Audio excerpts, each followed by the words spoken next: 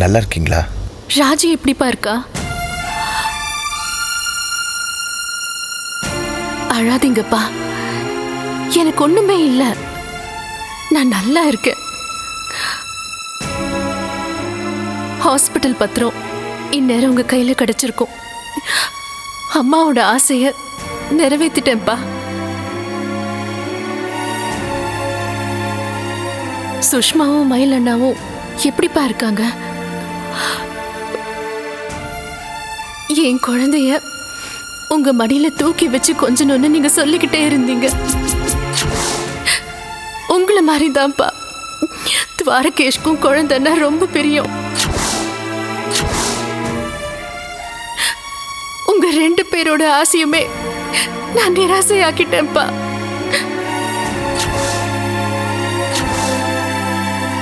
நீங்க உயிரா மதிச்ச ஹாஸ்பிட்டல்ல முத்துலட்சுமி கைக்கு போறதுக்கு நானே காரணமாயிட்டேன்.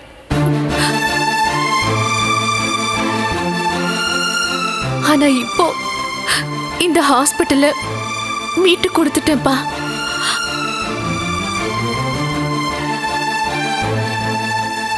ஆனா துவாரகேஷோட ஆசைய குழந்தைய அழிச்சது தப்பு, பெரிய தப்பு.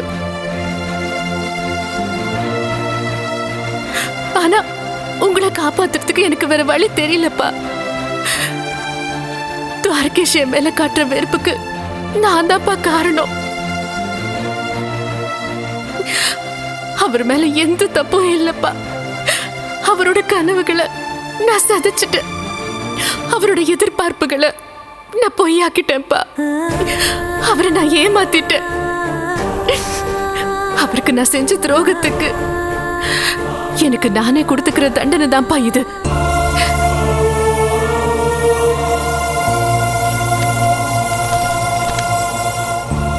நான் அவரை விட்டு விலகி போறேன்.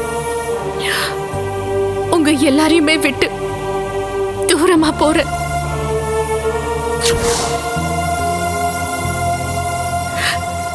அவர் உங்க மேல கோவமா இருக்காருன்னு எனக்கும் தெரியும்பா.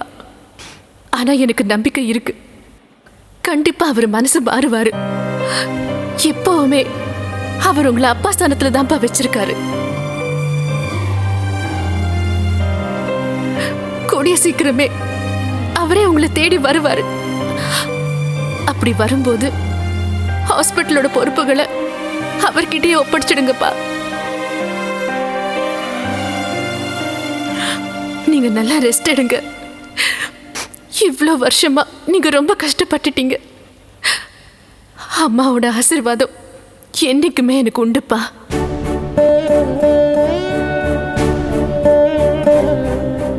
எனக்கு எந்த குறையும் வராது. என்னை பத்தி நீங்களோ ராஜியோ கவலையே படாதீங்க.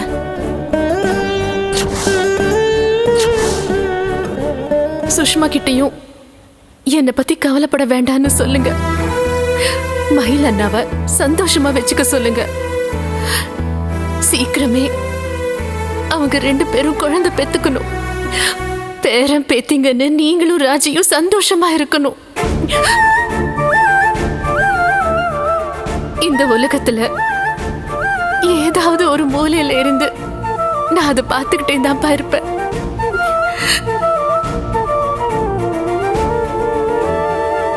அந்த லெட்டரை துவாரகேஷ் கிட்ட ஒப்படைச்சிருங்க. தயவு செஞ்சு என்ன தேடாதீங்கப்பா. அது வீண் வேலை, நான் உங்களுக்கு கிடைக்க மாட்டேன். எங்க இருந்தாலும் உங்க நினைவுகள் என் கூடவே இருக்கும்பா. உங்க பொண்ணு ஸ்னேகா.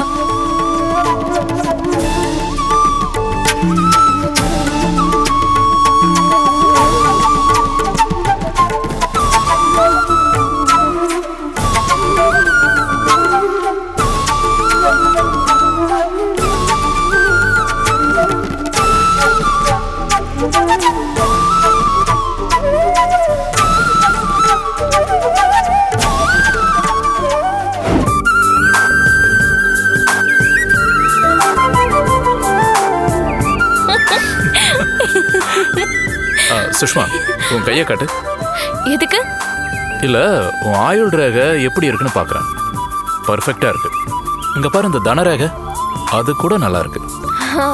இங்க பாரு, இது ஃபுல்லா என்ன ரேகைன்னு தெரியுமா உனக்கு? சரி சரி, பரவாயில்ல, இருக்கட்டும், நான் பார்த்து சொல்றேன். போன் அடிக்குதுன்றல, யாருன்னு பாருங்க. ஹலோ ஹலோ ஹலோ, கேக்குதா? ஹலோ அக்கா. ஹலோ மயிலு, ஹலோ, லைன்ல இருக்கியா? ஹலோ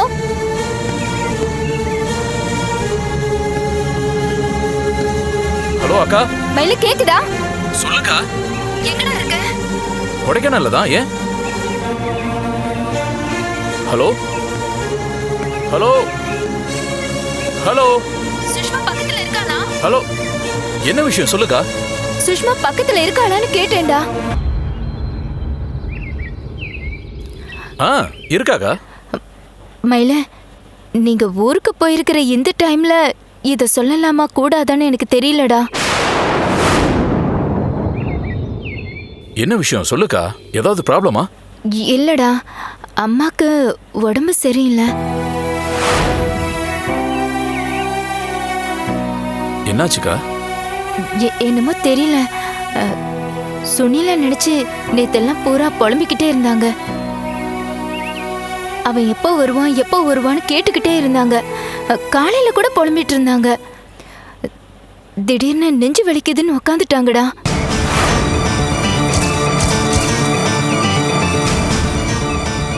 நெஞ்சு வலியா? ஏய், பயப்படாத, இப்ப அம்மாவுக்கு பரவாயில்ல. கல்யாணத்தன்னைக்கு சுனில் பேசினதோட சரி, அதுக்கப்புறம் அவன் கால் பண்ணவே இல்லை. அவன் நம்பருக்கு ஃபோன் பண்ணா ஸ்விட்ச் ஆஃப்னு வருதுடா.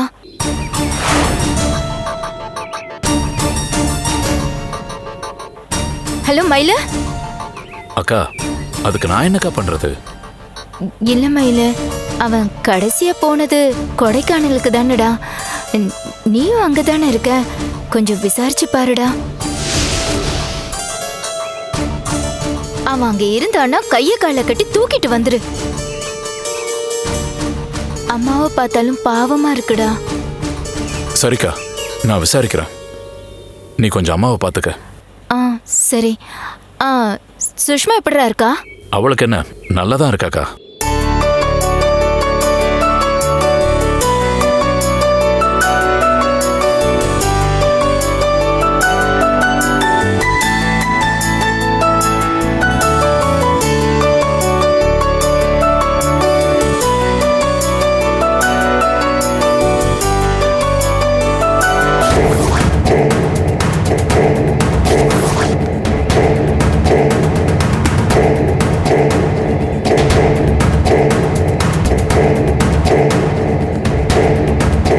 சுஷ்மா,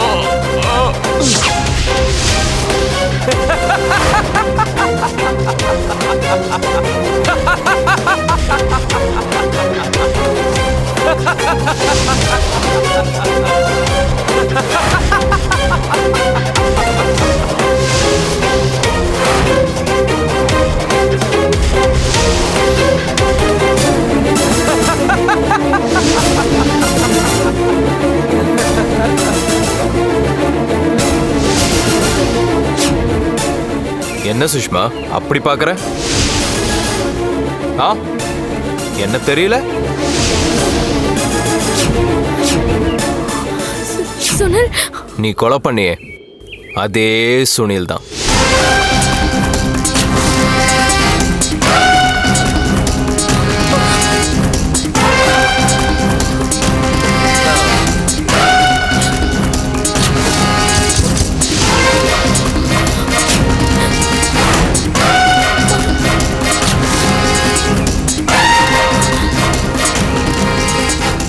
உனக்காக நான் காத்துட்டு இருந்தது வீண் போகல.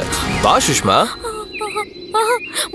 வாழ்க்கையில தான் நம்மளால ஒண்ணு சேர முடியல, சாவுலியாச்சும் ஒண்ணு சேருவோமே.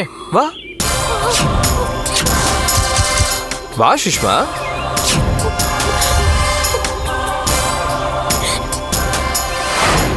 என்ன சுஷ்மா பாக்குற?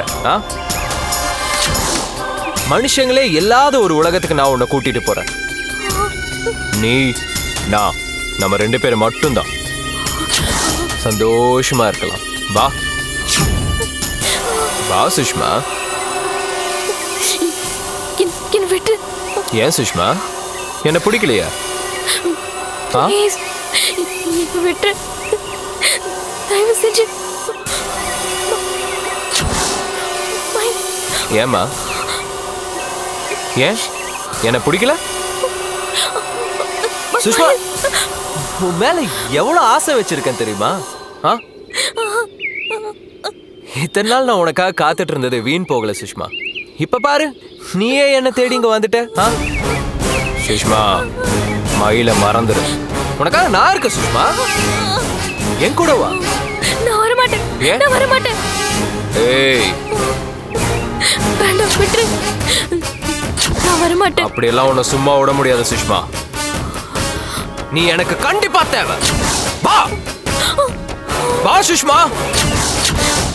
சுஷ்மா, வேண்டாம், நான் வர மாட்டேன். அவ்வளவு ஈஸியா உன்னை விட்டுற மாட்டேன் சுஷ்மா. மயில், நீ எனக்கு வேணும். வா மயில். வா வா சுஷ்மா. சுஷ்மா நில்லு. ஏய், நில்லு சுஷ்மா.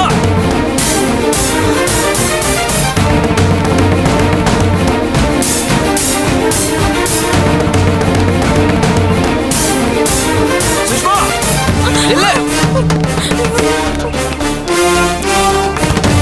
வச்சிடறேன்.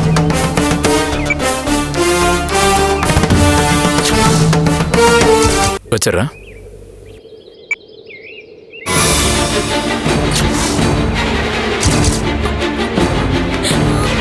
சுஷ்மா, ஏய் வேண்டாம்.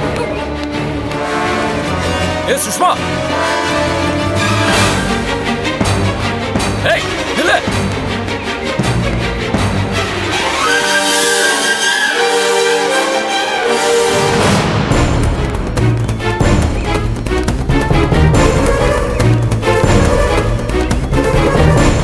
சுஷ்மா, என்னை விடு. என்னை விடு. நான் வர மாட்டேன். என்னை விடு. சுஷ்மா.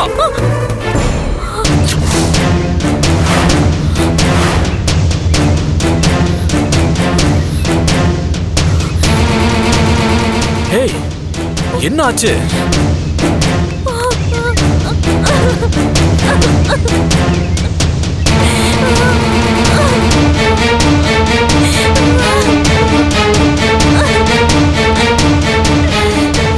சுஷ்மா, என்ன ஆச்சு? ஏன் இப்படி ஓடி வந்த? அந்த அந்த சுனில் என்ன துரத்திட்டு வந்தான். இங்க பாரு, ஏன் இப்படி பேசுற? உன்னை யாருமே துரத்திட்டு வரல, தனியா தான் ஓடி வந்த. ஐயோ இல்ல, சுனில் வந்தான். அவன் என்கிட்ட பேசினான். அவன் எனக்கு கூட்டிட்டு போறதா சொன்னான். சுஷ்மா, உனக்கு என்ன ஆச்சு? ஏன் இப்படி எல்லாம் நடந்துக்கிற? இங்க பாரு, நீ பயந்து போயிருக்க. ஐயோ சத்தியமா சொல்றேன், நான் சுனில பார்த்தேங்க.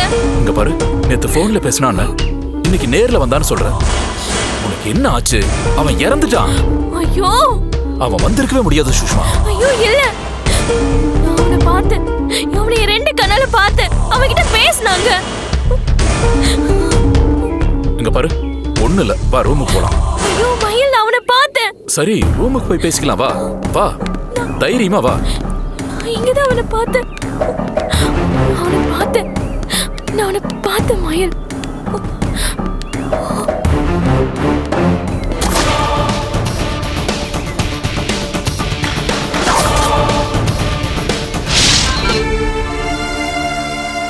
மாமா, அத்தை, ராஜீவ் மாமா, உமா அக்கா, நீங்க எல்லாருமே என்ன மன்னிச்சிருங்க.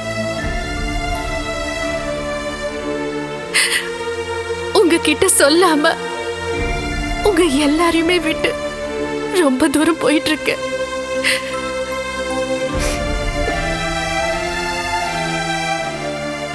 என்னங்க, என் மேல உங்களுக்கு இன்னும் கோபம் குறைஞ்சிருக்காதுன்னு எனக்கு தெரியும். அப்பாவை நானே வெறுத்து ஒதுக்குன காலகட்டத்துல நீங்க தான் அவரை பெத்த மகனா இருந்து கவனிச்சுக்கிட்டீங்க. அவ்வளவு ஏன், நீங்க தானே என்ன அப்பா கூட சேர்த்து வச்சீங்க. அப்பா கூட சேர்ந்துட்டேங்கிற சந்தோஷத்தை முழுசா அனுபவிக்க முடியாத அளவுக்கு திடீர்னு அவருக்கு உடம்பு சரியில்லாம போயிடுச்சு. முத்துலட்சுமி கொடுத்த விஷம் அப்பாவோட கிட்னியவே பாதிச்சிருச்சு. எந்த அளவுக்கு அப்பா கஷ்டப்பட்டாருன்னு உங்களுக்கே தெரியும். அவரை காப்பாத்துறதுக்கு நம்ம எல்லாருமே முயற்சி பண்ணோம். நீங்க, ராஜீவ் மாமா, நீங்களே கிட்னி கொடுக்கறதுக்கு முன் வந்தீங்க. அப்பாவோட துரதிருஷ்டம், யாரோட கிட்னியும் அவருக்கு மேட்ச் ஆகல. என்னோட கிட்னி தான் மேட்ச் ஆச்சு.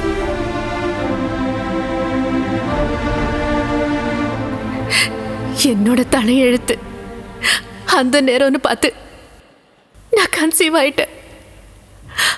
அப்பாவை காப்பாத்துறதுக்காக எனக்கு வேற வழி தெரியல. அதனாலதான் கருவை கலைச்சு ஆபரேஷன் பண்றதுக்காக தயாரான. இதை எப்படியோ தெரிஞ்சுக்கிட்ட முத்துலட்சுமி அப்பாவோட உயிரை பணையுமா வச்சு என்கிட்ட இருந்து ஹாஸ்பிட்டலோட பத்திரத்தையே அபகரிச்சுட்டா.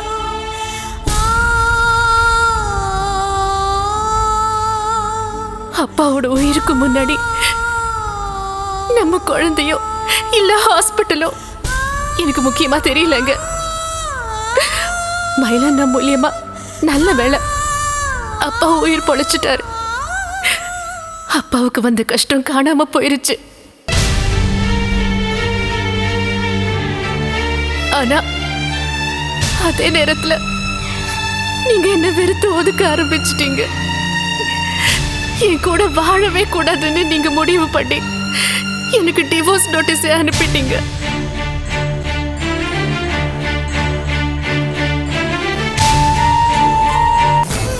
இதை எல்லாத்தையுமே பொறுத்துக்கிட்டேன். ஆனா நீங்க என் கண்ணு முன்னாடியே ஒரு குடிகாரனா மாறினது என்னால பொறுத்துக்க முடியலங்க. என்னால தாங்க முடியல. நான் எடுத்த ஒரு முடிவு உங்க எல்லாரோட சந்தோஷத்தையும் முடிவு கட்டும்னு நான் சத்தியமா எதிர்பார்க்கலங்க. உங்களை ஒரு குடிகாரனா ஆக்கிட்டேங்கிற குற்ற உணர்ச்சி என்னை இப்ப வரைக்கும் துரத்திக்கிட்டே தான் இருக்கு. இதையெல்லாம் விதின்னு சொல்லாம வேற என்னங்க சொல்றது? அத்தையும் உமா அக்காவும் கூட என்ன புரிஞ்சிக்காம பேசிட்டாங்க.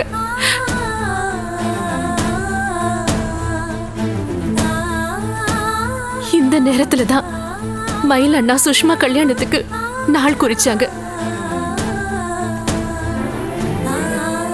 கல்யாணத்தை நிறுத்துறதுக்கு பெருமாள் என்னென்னமோ முயற்சி பண்ணான். அவனோட ஒவ்வொரு முயற்சியும் தோல்வியில தான் போய் முடிஞ்சது. கடைசியில கல்யாண மண்டபத்துல என்ன திசை திருப்பி பெருமாள் அவன் இடத்துக்கு என்ன வர வச்சுட்டான். என்ன அடிச்சு வண்டியில போட்டு எங்கேயோ கூட்டிட்டு போனா. நான் மயக்கத்துல இருக்கிறதா நினைச்சு வண்டியில இருந்த தயாளன் முத்துலட்சுமி கிட்ட போன்ல பேசினா. அப்பதான் அவன் அந்த பத்திரத்தை பத்தி சொன்னான்.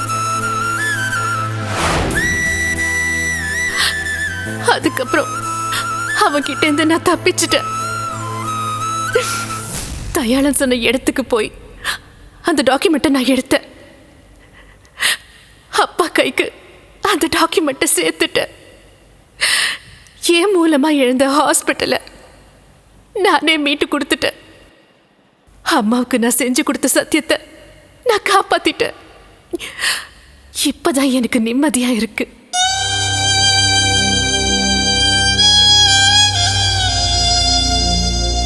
ஹாஸ்பிட்டலோட சேர்மன் சீட்ல அப்பாவை உட்கார வச்சுட்டு நீங்க மறுபடியும் ஹாஸ்பிட்டலோட பொறுப்பை எடுத்துக்கணும். கஸ்தூரி ஹாஸ்பிட்டலோட எம்டி நீங்க தாங்க.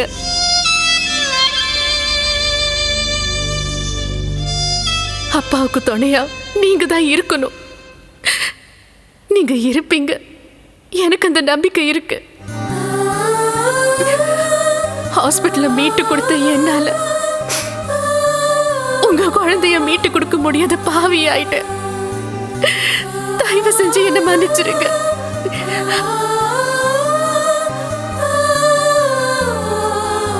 நான் போறேங்க. நான் போறேன். என்னை யாரும் தேட முயற்சி செய்யாதீங்க. நீங்க யாருமே வர முடியாத இடத்துக்கு நான் போறேன். இனிமே என்ன தேடி வராதீங்க. மறுபடியும் சொல்றேன், நீங்க எல்லாரும் என்ன மன்னிச்சிருங்க.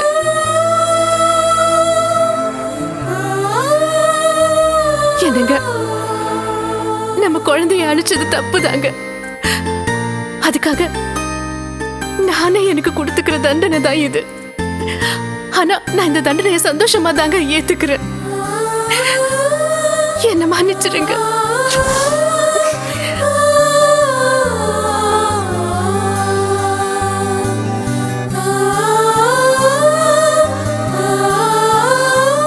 இப்படிக்கு உங்க ஸ்னேகா.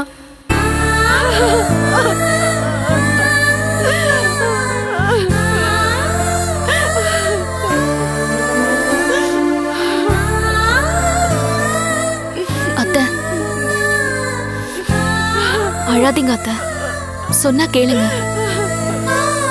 அத்தை. அத்தை, அத்தை, அழாதீங்க அத்தை.